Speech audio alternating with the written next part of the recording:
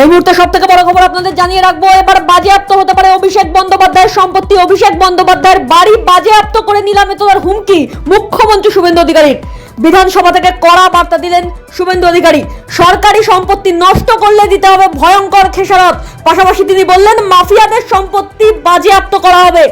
মাফিয়াদের সম্পত্তি বাজেয়াপ্ত করার হুমকিও দিলেন শুভেন্দু অধিকারী। পাশাপাশি কিন্তু তিনি যে হুঙ্কার দিয়েছেন আজকে বিধানসভা থেকে একেবারে বলা হচ্ছে অভিষেক বন্দ্যোপাধ্যায়ের বাড়ি এবার নিলামে উঠতে পারে, এমনটাই জানাচ্ছেন শুভেন্দু অধিকারী।